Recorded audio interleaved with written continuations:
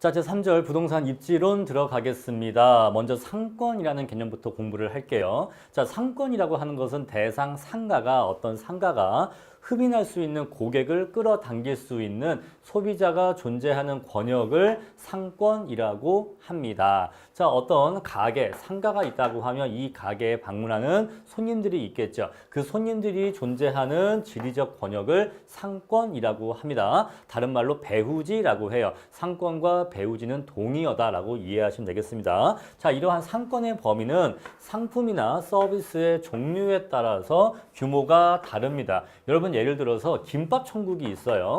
자, 김밥 천국은 가까운 곳에 있는 사람들이 와서 먹기 때문에 상권의 범위가 작습니다. 좁아요. 근데 반대로 고급 소고기집 같은 경우에는 굉장히 넓은 범위에서 손님들이 와줘야 되기 때문에 여러분 이렇게 비싼 식당, 비싼 소고기집 같은 것들은 동네 근처에 사는 주민들만 와서는 유지가 안 돼요. 더 멀리서도 뭐 상견례 하러도 오고 뭐 어떤 행사도 하러 오고 뭐 돌잔치도 하고 이런 식으로 멀리서도 손님들이 와줘야지만 유지가 될 수가 있는 겁니다. 이런 식으로 상품이나 서비스의 종류에 따라서 그 상권의 범위는 다를 수가 있어요. 자, 일반적으로 상품이나 서비스의 구입 빈도가 낮을수록 가끔 사는 물건일수록 상권의 규모는 큽니다. 굉장히 커요. 여러분들이 뭐 귀금속이라든가 명품 가방 같은 것들은 자주 사는 물건이 아니죠. 구입 빈도가 낮죠. 따라서 서울이나 어떤 대도시 중심가에 있는 백화점에 가서만 살 수가 있습니다. 그런 식으로 백화점이나 뭐 명품 매장 이런 것들은 가끔 사는 물건들이 있다 보니까 굉장히 큰 상권을 배후지로 한다라는 거 상권의 기본 개념 알아두시고요. 자, 이러한 상권이 어디까지가 해당 상가의 상권인지 그 상권을 측정하는 방법이 세 가지가 있는데 첫 번째 현지조사법입니다. 자, 어떤 상가가 있었을 때 이 상가 주변에 가가호호 방문을 해보는 거죠. 방문을 하면서 손님은 어디에서 물건을 사십니까? 이런 식으로 조사를 해서 여기에 사는 사람들까지는 여기 상가를 이용하더라 이렇게 조사하는 것이 바로 현지조사법이고요. 자, 두 번째, 자, 통계적 분석법은요 여러 가지 통계 자료를 활용해서 상권의 범위를 측정하는 방법이다. 가볍게 보시면 되고요. 수학적 분석법은 수학적 계산 모형이 있어요. 그 수학적 모형을 이용해서 수학적인 계산을 해서 도출하는 방법을 수학적 분석법이라 하고 우리가 이번 강의에서 자세하게 공부하게 될 내용입니다. 자, 다음으로 상권의 확정 방법을 보겠습니다. 크게 세 가지가 있는데 시험에 종종 출제가 됩니다. 만약에 시험에 나온다면 교과서에 나와 있는 표현 그대로 시험이 나오기 때문에 이 문장 표현을 익혀주시면 됩니다. 자, 첫 번째 시장 침투법이 있는데 이것은 제가 식당을 예를 들어서 설명을 드려볼게요. 여러분들 우리 길거리나 골목길에서 흔하게 식당을 발견할 수가 있습니다. 자, 이렇게 A라는 식당이 있는데 그 바로 옆에 B라는 식당이 있기도 하고 길을 건너에 C라는 식당이 있기도 합니다. 자, 이랬을 때 A, B 식당은 서로 상권이 중첩되고 있는 거예요. 자, A 식당은 손님이 이렇게 존재하고 뭐 B 식당은 또 손님들이 이렇게 존재를 하고 C 식당은 또 손님들이 이렇게 존재할 수가 있겠죠. 자, 이런 식으로 각각의 상가들이 서로 간에 상권이 중첩되면서 경쟁하는 모형이 바로 시장 침투법입니다. 예를 들어서 뭐 이런데 존재하는 손님들은요. 자, A 상가를 이용할 수도 있지만 B 상가를 이용할 수도 있는 거죠. 그래서 여기에 있는 손님을 놓고서 A와 B는 경쟁을 하는 겁니다. 왜? 상권이 중첩되니까. 상권이 중첩되는 경우에는 여러 상가 간에 손님을 뺏기 위한 경쟁이 발생하는 건데 자, 현실에서는 대부분 이렇게 경쟁 상가 간에 상권이 중첩되는 것이 일반적이에요. 그래서 대부분의 상권 분석에서 시장 침투법 각각의 상가마다 상권이 배후지가 중첩될 수 있다는 것을 인정하고 상권을 획정하는 방법을 시장 침투법이라고 합니다. 자, 두 번째 공간 독점법인데 이것은요 프랜차이즈를 떠올리시면 돼요. 여러분들 일단 이것은 가게는 아니지만 동사무소가 굉장히 여기에 적합합니다. 예를 들어서 뭐 A라는 동네가 있는데 A 1동이 있고 A 2동이 있다고 할게요. 자, 각각의 동마다 주민센터가 있죠. 그 주민센터는 관할이 있기 때문에 자, 일동 주민센터는 일동 지역과 일동 주민들만을 담당하고요. 이동 주민센터는 딱 이동만을 관할을 합니다. 이런 식으로 주민센터나 우체국 이런 것들은 딱 특정 지역을 관할하기 때문에 이것은 굉장히 공간 독점법에 적합한 사례라고 할 수가 있어요. 그런데 얘네들은 가게, 상가가 아니니까 상가를 한번 예를 들어 볼게요. 만약에 여러분들이 교촌치킨이라는 치킨에 가맹을 한다고 합시다. 여러분들이 치킨집을 창업을 한다고 해요. 자, 그러면 대부분의 프랜차이즈 업체에서는 거리 제한 규정이 있습니다. 자, 기존에 교촌치킨이 있었으면 기존의 교촌치킨 매장으로부터 예를 들어서 뭐 500m나 뭐 1km 각각의 그 규정이 있어요. 만약에 500m라 한다면 500m 내 반경에는 새로운 교촌치킨을 낼 수 없게 합니다. 이해하시겠습니까? 자, 그래서 같은 교촌치킨끼리 상권의 중첩이 발생해서 여기에서 같은 브랜드끼리 경쟁하는 일이 발생하지 않도록 한다 이 얘기예요. 그래서 대부분의 프랜차이즈들은 상권의 중첩을 인정하지 않고 각각의 구역마다 독점적인 상권을 인정해 줍니다. 이해하시겠죠? 자, 그래서 거리 제한을 두는 업종이나 면허가 필요한 업종은 그 해당 지역을 독점할 수가 있는 거죠. 왜냐하면 이 범위 내에서는 이 교촌치킨 가맹점이 이 지역 내 손님들을 독점할 수가 있는 겁니다. 물론 다른 치킨집하고는 이렇게 경쟁이 발생하겠지만 교촌치킨 내에서는 상권이 중첩되지 않는 거예요. 그래서 특정 공간을 독점하기 때문에 공간 독점법이라고 합니다. 자, 1번하고 2번은 어떠한 차이점이 있냐면 상권의 중첩을 인정하느냐 안 하느냐의 차이가 있는 거예요. 1번은 상권의 중첩을 인정하고요. 2번은 상권의 중첩을 인정하지 않습니다. 그런데 1번과 2번은 공통점이 있어요. 어떤 공통점이 있죠? 이런 식으로 우리가 살고 있는 땅을 다 채워나간다는 겁니다. 이런 식으로 우리가 살고 있는 땅을 다 채워나가요. 뭐 이런 식으로 이렇게 해서 계속 채워나갑니다. 자, 그런데 세 번째, 분산시장 접근법은요. 상권이 띄엄띄엄 있는 시장이 바로 분산시장 접근법이에요. 자, 매우 전문화된 상품을 취급하는 상가가 여기에 해당되는데, 자, 예를 들어서 자, 샤넬이라고 하는 명품 가방 샤넬, 열이는 열, 샤넬이라고 하는 명품 가방이 있다고 합시다. 여러분, 샤넬 가방 매장은요, 샤넬 매장은 전국의 각 도시마다 있는 게 아닙니다. 모든 도시에 있는 게 아니고 서울에 있는 백화점에 있는데 서울에 있는 백화점에서도 다 있는 게 아니에요. 백화점 중에서도 특별히 몇몇 군데에만 있습니다. 따라서 대한민국을 놓고 본다면 대한민국에 골고루 퍼져 있는 게 아니라 제가 알기로는 일단 저는 서울에 있는 거 알고 있고 그다음에 부산 센텀시티에 알고 있는 거 알고 있는데 뭐 그 외의 지역도 몇 개 지역에 있을 수 있겠죠. 근데 그건 제가 잘 모르고 안 가봐서 어쨌거나 서울과 부산에만 있다고 칩시다. 자, 그러면 서울에 샤넬 매장 있고 부산에 있습니다. 그러면 이렇게 상권 있고 그러면 수도권 사는 사람들은 여기 백화점에서 매장을 가게를 사겠죠. 그다음에 부산은 또 이쪽에 경상도 지역은 또 여기 센텀시티에 와서 살 수가 있겠죠. 그럼 어때요? 이 상권과 이 상권이 우리나라 국토를 전부 다 채우는 게 아니라 여기에 있고 여기에 있고 어때요? 띄엄띄엄 있죠?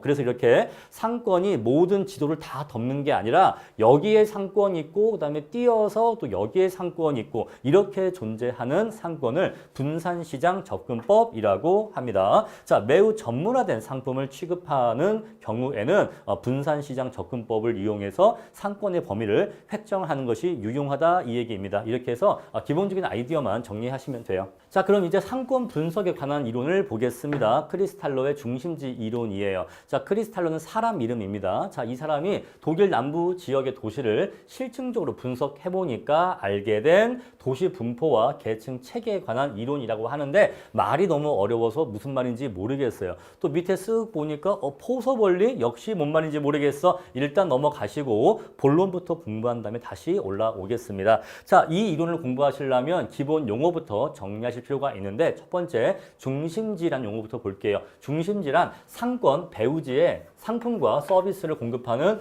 중심 기능을 갖는 장소를 중심지라고 하는데 그냥 가게를 떠올리시면 됩니다. 상가를 그냥 떠올리시면 돼요. 자, 저는 피자 가게를 예를 들게요. 자, 어떤 피자 가게가 있다고 합시다. 자, 그럼 이 피자 가게는 주변에 사는 사람들한테 피자 서비스를 공급하겠습니까? 공급하겠죠. 자, 이렇게 피자라는 서비스, 피자라는 제품을 공급하는 이 가게를 중심지라 한다라고 이해하시면 됩니다. 자, 재화의 도달 거리. 자, 중심 기능이 미치는 범위가 재화의 도달 범위인데, 즉 이것은 자, 사람들이 이 피자 가게에서 피자를 사 먹기 위해서 기꺼이 소비자들이 이동하는 거리를 재화의 도달 거리라고 합니다. 자, 사람들이 이 피자 가게를 가기 위해서 300m까지는 걸어간다 라고 한다면 300m까지는 걸어간다면 자, 반지름이 300m인 원이 그려지게 되겠죠.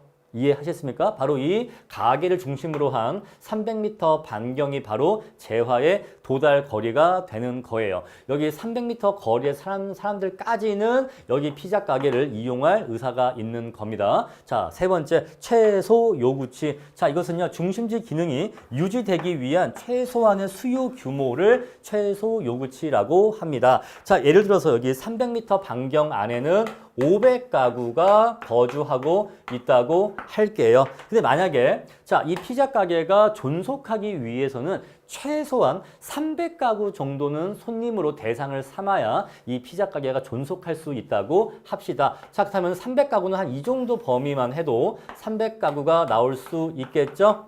이해하시겠죠? 자, 이처럼 최소 요구치라고 하는 것은 중심지 기능이 존속하기 위해서 요구되는 최소한의 배우지 규모를 최소 요구치라고 합니다. 자, 그런데 자, 이 피자가 존속하기 위해서는 최소한 300가구의 손님은 필요한데 이 재화가 도달하는 거리, 손님들이 와줄 수 있는 거리는 300m, 500가구라고 해요. 그렇다면 이 피자 가게는 존속할 수 있을까요? 네, 존속할 수 있죠. 개념 이해하셨습니까? 자, 이 피자 가게는 300가구의 배우지가 필요한데 이 피자 서비스는 500가구 대상으로까지 제공할 수 있다 보니까 이런 경우에는 피자 가게가 존속할 수가 있는 거예요. 자, 우리 이것을 식으로 이렇게 정리할 수가 있습니다. 재화의 도달 거리가 500가구라고 했고 최소 요구치가 300가구라고 했으니까 이런 경우에는 중심지가 성립하고 피자 가게가 계속해서 존속할 수 있다는 거죠. 근데 만약에 반대로 자, 만약에 이 피자 가게가 존속하려면 300가구가 아니라 700가구가 필요하다고 합시다. 700가구는 최소한 손님으로 갖고 있어야지만 피자 가게가 유지될 수 있다고 해요. 그럼 이 경우에는요, 존속할 수가 없습니다. 재화의 도달거리가 500인데 최소 요구치가 700인 경우에는 최소 요구치에도 못 미치죠. 그래버리면 중심지는 불성립합니다. 존속할 수가 없게 돼요. 따라서 어떠한 중심지 기능이 유지되려면 어떠한 조건이 필요하다? 재화의 도달 거리가 그 중심지의 최소 요구치보다 커야 된다라는 조건을 충족해야 되는 거예요. 개념 쉽게 이해하시겠죠?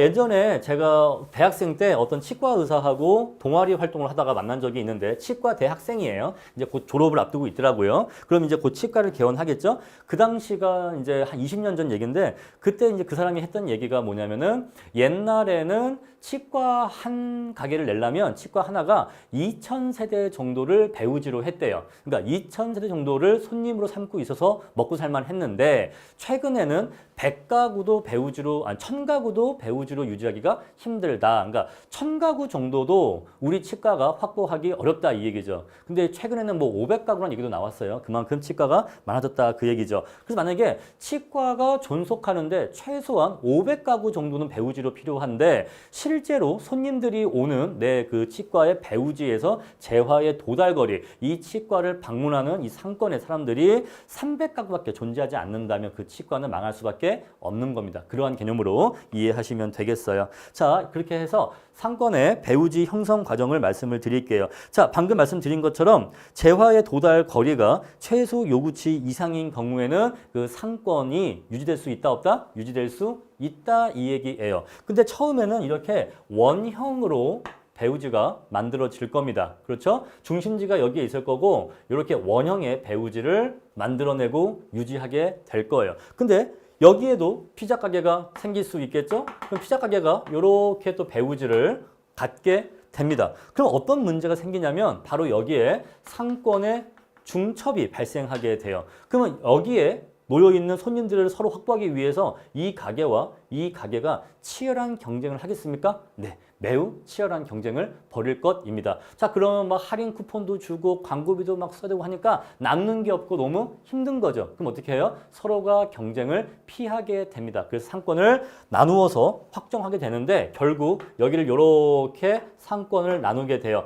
자, 그러면 상권이 어떻게 변화하냐면 이렇게 변화하게 됩니다. 이렇게 상권이 변화하게 돼요. 자, 그런데 여기에도 피자 가게가 있어서 이렇게 상권이 중첩되겠죠? 그럼 얘가 또 경쟁이 치열하니까 얘도 이렇게 상권을 나누어 갖게 됩니다. 상권을 이렇게 분할을 해서 서로 경쟁을 피하려 한다 이 얘기예요. 자, 근데 이런 식으로 경쟁 가게가 사방팔방에 위치하기 때문에 이런 식으로 깎이고 나가다 보면 결국 이렇게 육각형 모양으로 만들어진다는 거예요. 왜 그런 거죠? 여러 중심지 간의 상권의 중첩을 피하면서 경쟁을 회피하기 위해서 결국엔 이렇게 육각형 모양으로 상권의 모습들이 바뀐다 이 얘기예요. 원래는 다 원형이야. 처음에 원형이었는데 경쟁을 피하고 상권의 중첩을 피하기 위해서 서로 이렇게 공간을 나누어 먹다 보니까 이렇게 육각형 벌집 모양으로 상권이 이렇게 공간 전체를 채우게 된다 이 얘기입니다. 개념 이해하시겠죠? 그럼 이런 식으로 상권이 계속 공간을 채워 나가겠죠. 근데 이렇게 육각형 구조로 상권들이 분포하는 경우에는 이 밑에 있는 작은 육각형, 이 작은 육각형들을 베이스로 해서 그 위에 더 큰 육각형이 만들어지게 됩니다. 자, 이게 지금 무슨 원리인고 하니 여러분 이것을 이렇게 한번 이해해 보세요. 자, 편의점이 있다고 할게요. 편의점. 그럼 우리가 사는 지역 내에 수많은 작은 편의점들이 공간을 이렇게 꽉 채우고 있단 말입니다. 근데 편의점 한 50개가 모이는 상권마다 또는 편의점 100개가 모이는 상권마다 그 정도 상권의 규모라면 이마트 하나가 들어올 만하다라고 한다면 그러한 작은 배우지 몇 개나 몇십 개 또는 몇백 개를 배우지로 하는 상위 중심지가 생겨난다 이 얘기예요. 이해하셨습니까? 예를 들어서 제가 설명을 위해서 단순화시키면 자, 편의점 100개를 가질 수 있는 상권마다 즉 이 밑에 요 작은 육각형 100개마다 그것을 베이스로 해서 100개의 면적을 베이스로 해서 이마트 한 개가 들어올 수 있고 그리고 이마트 10개가 모이는 공간이 있겠죠? 이만한 이마트 상권, 물론 사실 더 크겠지만 이것이 10개 정도 모이는 상권의 범위이면 이것을 베이스로 해서 백화점이 한 개 들어올 수 있다. 라고 한번 예시를 들어볼게요. 여러분 제가 지금 무슨 얘기를 한 거니 중심지 간에는 상위 중심지가 있고 하위 중심지가 있다는 거예요. 저차 중심지가 있고 고차 중심지가 있다는 겁니다. 자, 중심지 중에서 배우지의 규모가 작은 것들을 하위 또는 저차 중심지라고 할게요. 그러면 이 저차 중심지 100개가 모이면 한 이 정도 공간이 되겠죠? 그럼 그 정도 공간의 배우지이면은 그것을 배우지로 해서 이마트 한 개가 들어올 만한 겁니다. 그럼 이것들 100개를 베이스로 해서 중차, 중심지인 이마트 하나가 그 위에 들어올 수가 있겠죠. 또 이만한 이마트 상권 10개가 모이면 이만한 이마트 상권 10개가 모이면 그걸 베이스로 해서 고차 중심지인 백화점 하나가 세워질 수 있겠습니까? 세워질 수 있겠죠. 자, 이런 식으로 중심지라고 하는 것은 작은 중심지들이 일단 밑에 깔리고 그 작은 중심지를 베이스로 해서 그 위에 더 높은 차원의 중심지가 생기고 또 이것들을 베이스로 해서 또 그 위에 더 높은 차원의 중심지가 생긴다라고 봤다 이 얘기예요. 자, 그래서 이것을 이해하고 다시 앞에 1번 돌아가면요. 자, 도시 분포와 계층 체계에 관한 이론이다라고 나와 있죠. 그럼 이제 이 문장이 조금 이해가 될 겁니다. 첫 번째, 도시 분포에 관한 이론 무슨 얘기예요? 자, 중심지가 배우지가 이렇게 퍼져 나간다는 거죠. 이렇게 육각형 모양으로 우리 공간을 채운다. 바로 도시 분포에 대한 얘기고 계층 체계. 자, 근데 이 육각형 중에는 하위 육각형이 있고 상위 육각형이 있는데 이런 식으로 저차 중심지를 베이스로 해서 그 윗단계 중차, 고차 중심지가 중첩적으로 위에 쌓인다라고 하는 계층 체계. 를 보여주고 있다는 겁니다. 이제 약간 이해가 되시죠? 이 정도만 이해하시면 됩니다. 자, 이렇게 해서 첫 번째 문장이 무슨 말인지 알 수가 있고요. 다음 두 번째, 중심지 계층 간의 포섭 원리로서 포섭은 끌어안는다 이 말인데 방금 제가 든 예시에 의하면 이 작은 육각형 100개가 모이면 한 이 정도 되겠죠, 공간이. 이 정도 100개라고 치고 이 정도 배우지 면적, 저차 중심지 편의점 100개를 배우지로 하는 뭐가 생긴다? 이마트 1개라고 하는 중차 중심지가 1개 생긴다 이 얘기예요. 바로 그게 뭐라고 했죠? 바로 그게 포섭 원리예요. 저차 중심지를 베이스로 해서 그 위, 상위 중차 중심지가 하나 생긴다. 그리고 또 요것도 몇 개를 베이스로 해서 또 그 위에 고차 중심지가 생긴다. 따라서 고차 중심지 백화점 1개는 편의점 1000개에 해당하는 배우지를 깔고 있는 거죠. 저차 배우지를 깔고 있는 거죠. 자, 이것이 포섭의 원리고요. 따라서 고차 중심지일수록 저차 중심지보다 중심지 간 거리가 더 멀겠죠. 왜냐하면 자, 저차 중심지는 여기에서 여기 중심지 간 거리가 이 정도 거리이지만 자, 이만한 100개짜리 중심지는 요렇게 있기 때문에 요 중심지의 중심과 요 중심지의 중심은 이렇게 거리가 멀죠. 그리고 백화점은 더 큰 배우지를 대상으로 하니까 당연히 더 거리가 멀겠고 숫자가 적겠고 더 다양한 기능을 갖고 있겠죠. 그래서 우리가 편의점에서 파는 물건보다 이마트가 더 품목이 많고 이마트보다 백화점이 더 다양한 물건을 판매하게 되는 거죠. 이제 우리가 이 내용 공부하고 나니까 1번, 2번 내용이 이해가 되는 겁니다. 자, 그러면 지금까지 말씀드린 내용을 좀 정리를 하겠습니다. 자, 단일 중심지, 중심지가 1개인 경우에는 하나의 상권이 동그랗게 만들어지겠죠. 그런데 여러 개의 중심지가 존재하고 여러 개의 상권이 존재하는 경우에는 각각의 상권마다 중첩을 피하고 경쟁을 피하기 위해서 정육각형의 모습으로 상권이 만들어진다는 것이고요. 자, 인구 밀도가 증가하거나 경제가 활성화되는 경우에는 중심지의 숫자가 더 증가하게 되고 또 중심지의 숫자가 증가하고 그리고 상권의 범위가 더 작아진다 이 얘기입니다. 이게 무슨 얘기냐? 자, 어떤 피자 가게가 있는데 똑같은 피자 가게입니다. 자, 근데 이 피자 가게는 단독주택 지역에 소재하고 있고 요 피자 가게는 고층 아파트 단지에 소재하고 있다고 해볼게요. 자, 이 동네는요 단독주택 지대이다 보니까 인구 밀도가 낮아서 굉장히 넓은 범위를 상권으로 삼아야지만 이 가게가 존속할 수가 있는데 여기 고층 아파트 단지는 굉장히 인구 밀도가 높기 때문에 이렇게 좁은 범위만 배우지로 삼아도 충분히 가게가 유지될 수가 있겠죠. 따라서 인구 밀도가 증가하거나 경제가 활성화돼서 자, 사람들이 돈을 더 많이 쓰는 경우에는 굳이 넓은 범위를 상권으로 가질 필요가 없고 반대로 상권의 범위가 작아지기 때문에 상권의 크기가 작아진다는 거죠. 즉 육각형의 크기가 더 작아진다 이 얘기입니다. 따라서 이러한 경우에는 중심지가 더 많아지기도 하고 각각의 중심지마다 상권의 범위가 작아지기 때문에 더욱더 조밀한 육각형망이 만들어진다라는 것입니다. 개념 이해하시겠죠? 자, 지금까지 드린 말씀이 상권이 크리스탈로의 중심지 이론에 의하면 어떻게 생기는지를 정리해 드린 겁니다. 자, 그럼 이제 총 정리해 볼게요. 자, 재화와 서비스에 따라서 중심지가 계층화된다. 편의점이라는 중심지는 가까운 범위만을 상권으로 삼는데 자, 이마트라든가 백화점은 점점 더 올라가면서 점점 더 넓은 범위를 상권으로 한다라는 것이죠. 자, 중심지의 기능의 종류 또는 상권의 크기에 따라서 고차 중심지, 백화점, 저차 중심지, 편의점으로 구분될 수가 있다라는 것입니다. 자, 저차 중심지에서 고차 중심지로 갈수록 편의점에서 백화점으로 갈수록 중심지의 수는 많아진다, 적어진다 이 얘기예요. 따라서 이렇게 자, 저차 중심지에서 고차 중심지로 올라갈수록 중심지의 수는 적어지기 때문에 우리 이것을 피라미드형을 이룬다라고 합니다. 자, 교통이 발달할 경우 어디 멀리 다른 데로 가기가 편해지는 경우에는 재화의 도달 범위가 넓어지기 때문에 고차원 중심지는 더욱더 발달하고 저차원 중심지는 쇠퇴한다. 자, 이게 무슨 얘기냐? 여러분들이 딱 집에 있다가 뭐 하나가 딱 사 먹고 싶은데 그게 편의점에도 팔고 이마트에도 팔아요. 근데 여러분들이 물건이 살 게 많으면 이마트를 가겠는데 살 게 별로 없으면 그냥 편의점을 이용하죠. 왜 그럴까요? 이마트가 싸긴 싸. 그리고 여러 가지가 많은데 이마트를 가려면 좀 멀리 있잖아요. 편의점은 집 앞에 가까이 있지만 이마트는 좀 더 멀리 있죠. 그러니까 가는 게 조금 귀찮으니까 이마트를 갈 정도로 내가 많이 살 거면 그냥 이마트를 가는데 조금만 살 거면 그냥 이마트 안 가고 편의점 가고 마는 겁니다. 개념 이해하시죠? 근데 만약에 교통이 발달해서 이마트를 가는 게 굉장히 쉬워졌다. 굉장히 쉬워졌다라고 해볼게요. 교통이 좋아져서 이마트를 가는 게 굉장히 편해요. 그러면요, 편의점을 가는 빈도가 점점 더 줄 겁니다. 점점 더 줄고 이마트를 가는 빈도가 점점 더 늘 거예요. 아시겠습니까?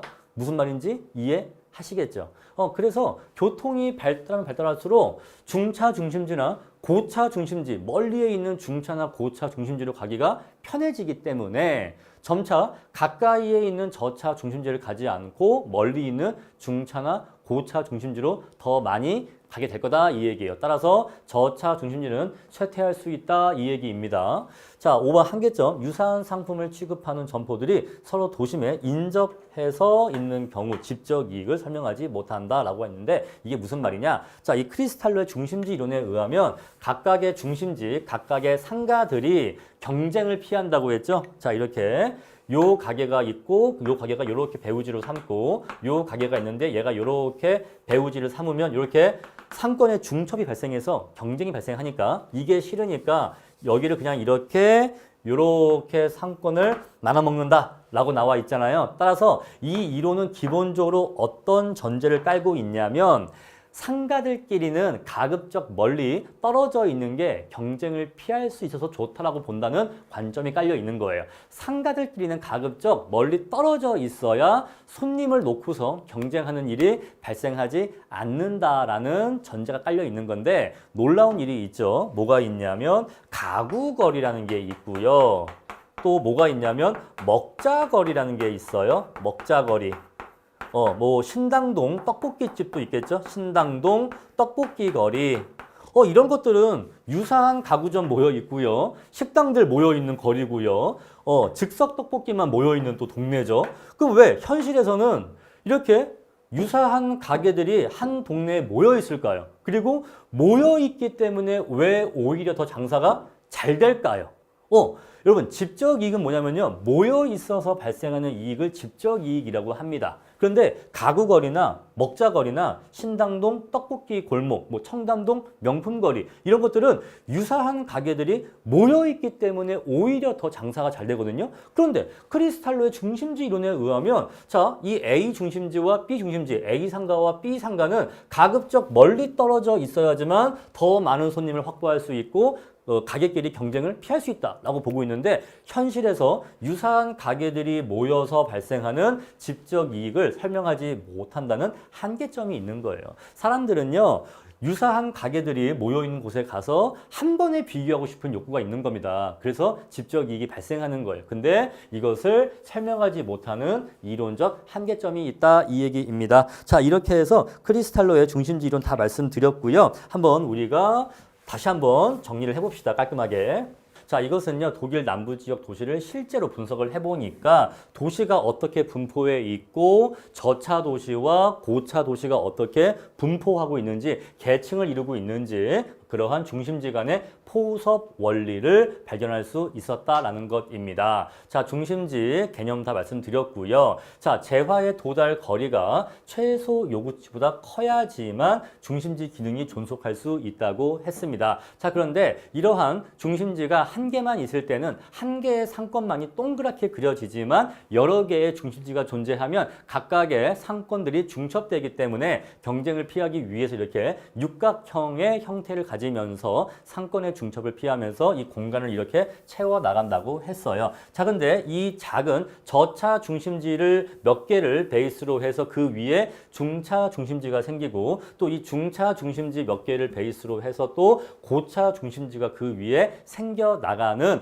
포섭의 원리가 존재한다고 말씀을 드렸습니다. 자, 그래서 단일 중심지인 경우에는 원형이지만 다수인 경우에는 정육각형이다. 인구가 증가하거나 경제가 활성화되는 경우, 여러분 이 문장은 사람들이 돈을 많이 쓰는 경우라고 이해하시면 돼요. 사람들이 돈을 펑펑 쓰는 동네가 있다면 더욱더 좁은 좁은 배우지만 대상으로 장사를 해도 돈을 충분히 벌 수가 있을 것입니다. 여러분들 그 타워팰리스 도곡동 가시면요, 1층에 김영모 파티쉐라는 김영모 빵집이 있습니다. 거기 한번 가보실 기회가 있으면 사람들이 얼마나 빵을 많이 사는지를 아실 수 있을 거예요. 거기 빵이 좀 비쌉니다. 일반 빵집보다 빵이 한 2배 정도 비싸요. 1.5배에서 2배가 비싼데, 왜냐면 제과 명장의 빵집이기 때문이죠. 근데 그 위에 이제 막 타워팰리스 아파트들이 있단 말이에요. 거기 얼마나 잘 사는 사람들이 많습니까? 그러니까 뭐 빵값 따위는 신경도 안 쓰는 거예요. 진짜 한 사람마다 무슨 빵을 뭐 한 3년 만에 먹는 것처럼 한 쟁반 정말 가득히 정말 막 몇만 원씩 사갑니다. 정말 막 몇만 원씩 사가요.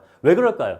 돈을 잘 쓰는 거예요. 돈을 잘 쓰니까 그냥 빵값 신경 안 쓰고 또 많이 사서 또 주변에 선물도 하고 그러는 겁니다. 그래서 사람들이 돈을 많이 쓰는 경우에는 굳이 그렇게 넓은 배우지를 필요로 하지 않아요. 좁은 배우지만 대상으로 해도 그 좁은 범위 내에 있는 사람들이 돈을 많이 쓰면 되기 때문에 돈을 많이 쓰는 경우에는 배우지의 크기가 점차 더 작아진다는 거죠. 개념 이해하시겠죠? 자, 그래서 총 정리를 하면은 재화와 서비스에 따라서 중심지가 계층화된다. 편의점 기능이 있고 이마트 기능이 있고 백화점 기능이 있다는 거죠. 각각의 중심지마다 서로 다른 도달 범위와 최소 요구치를 갖게 되겠죠. 당연히 고차 중심지로 갈수록 더욱더 큰 범위가 갖게 될 겁니다. 자, 중심지의 기능의 종류 또는 상권의 크기에 따라서 저차와 고차로 구분이 되고요. 저차에서 고차로 갈수록 편의점에서 백화점으로 갈수록 중심지의 수는 적어진다. 교통이 발달하면 중요한 포인트, 저차 중심지가 쇠퇴한다. 왜냐하면 고차 중심지로 가기가 쉬워지기 때문이다. 하지만 현실에서는 유사한 가게들이 서로 모여서 직접 이익이 발생하는 경우가 있는데 그것을 설명하지 못하는 이론적 한계점이 있다까지 해서 크리스탈로의 중심지 이론 정리하시면 되겠습니다. 자, 이어서 넬슨의 소매 입주론 보겠습니다. 자, 넬슨이라는 사람이요, 특정 점포가 최대 이익을 얻을 수 있는 매출액을 확보하기 위해서 자, 가게들이 어떤 장소에 입지해야 되는가 하는 그 입지 8원칙, 8개의 원칙을 제시했습니다. 자, 이 8개의 원칙을 지키면서 가게가 입지하게 되면, 자리를 잡게 되면 최대 매출액을 얻을 수 있다. 장사가 아주 잘 될 수 있다라고 했는데 그 8가지 원칙을 다 외울 필요는 없고요. 시험에서는요, 그 중에 한 가지인 양립성만 시험에 나오기 때문에 과감하게 양립성만 남겨놓고 나머지 7개는 다 뺐습니다. 자, 양립성이라고 하는 것은요, 서로 다른 인접 점포가 고객을 주고받는 특성을 양립성이라고 했습니다.